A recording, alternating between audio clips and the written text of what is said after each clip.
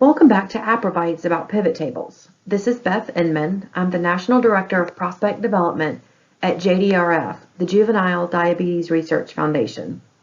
This is part 2, so if you haven't checked out the first installment, please check that one out first. It goes over the basics of creating a pivot table. This time around, I'm going to show you how you can be a little bit more creative. We're going to see what data may need to be cleaned up and how to drill down into the details you're really looking for. To quickly review, a pivot table is a tool that helps us summarize data from an Excel spreadsheet. We aren't changing the data in any way, we're just rearranging it so that it can work better for us. On the first pivot table, Apra Bytes, we went over the basics of creating a pivot table, and we used a portfolio report to create different ways to view a fundraiser's portfolio. This time I'm going to use a modified list that JDRF uses weekly to identify new leads to assign to our fundraisers and our chapters. This is real data. I've just shortened the list and changed any identifiable information to protect our prospect and donors' privacy.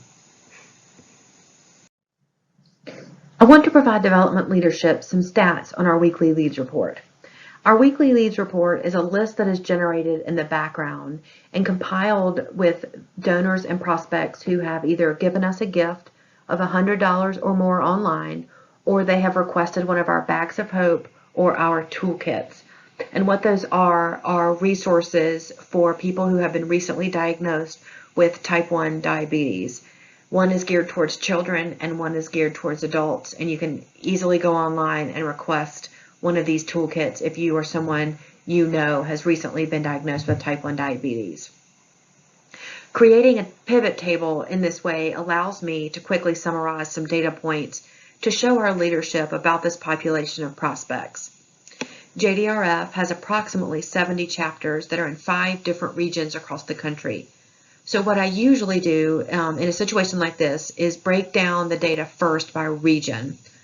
This report on a normal weekly basis has around 400 to 500 names on it per week, but like I mentioned, I've shortened it for our purposes today. None of these numbers are real. If you'll remember, we got to this point last time by clicking and holding on the data that you want to see from the pivot table field, clicking on it and dragging it down into the appropriate field for the pivot table. Next, I want to see the lead category within each region, and that's what I briefly mentioned on the prior slide about bag of hope, the toolkit, and the individual gifts. These are pretty broad categories in terms of the individual gifts. That could be, we can break it down into more detail about, was it a direct mail gift? Did they give to a walk? Was it unsolicited, etc.? So for the sake of this is just a really broad bucket we're going to use. I sorted the regions by the number of prospects within each region. You can sort this in whatever pivot tables you're working on in whatever way works for you and the point that you're trying to make.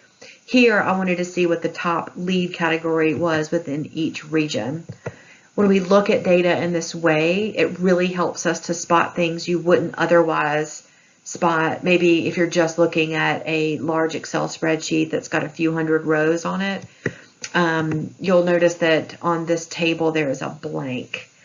So what this means is that within our data set, there are 6 prospects who do not have a region specified in their record. I'm switching back to the raw data table for just a minute. What I've done is I've filtered the list so I could see which prospects don't have a region. Depending on what kind of data you're working with, this could be a quick cleanup process or not, but I did want to show you how a pivot table can help you see where you may have some cleaning up to do. In this case, because I do want to do a breakdown by region for development leadership, I would just go into each of these contact records in Salesforce and see what needs to be fixed so that they are aligned with the chapter and will show up in our data set. Now it's the fun stuff. So what I've done is I've added to the existing pivot so that we can see the chapter's prospects as well as their affinity score. I did pull out the lead category, and to do that, you just go and you click and hold on it and drag it back up into the data field if you don't want to see that data point anymore. I've also added the location name, which is our chapter name, the name of the prospect, as well as the P2G description, their propensity to give description, so excellent, above average, etc. What I want to do is see who on the list is rated at 100,000 or more. So to do that, I click on giving capacity range in the pivot table field list and dragged it down into the filters. You'll see up here, it puts it at the top of the pivot table and allows you to filter on the data that you've already got in your pivot table.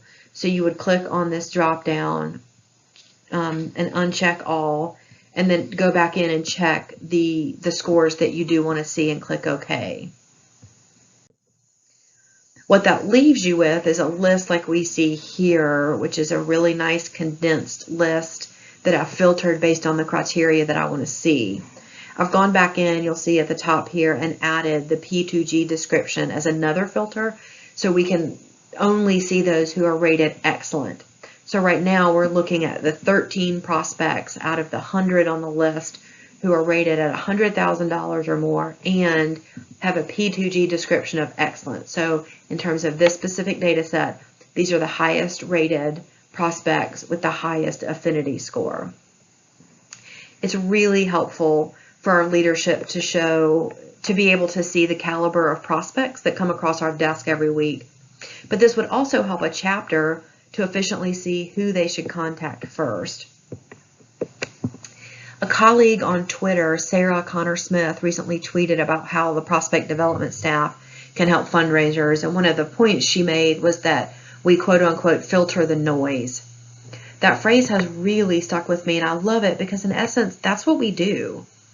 We take a large data set like the one we've been looking at today, and we've used pivot tables to really filter and drill down to see the data that we want to, and we are providing actionable data. Imagine if you could take a list of prospects in your organization, and instead of just emailing a large spreadsheet to someone and having them taking a look at it, you could take a few minutes, and I promise once you get into the swing of things, you can do this very quickly.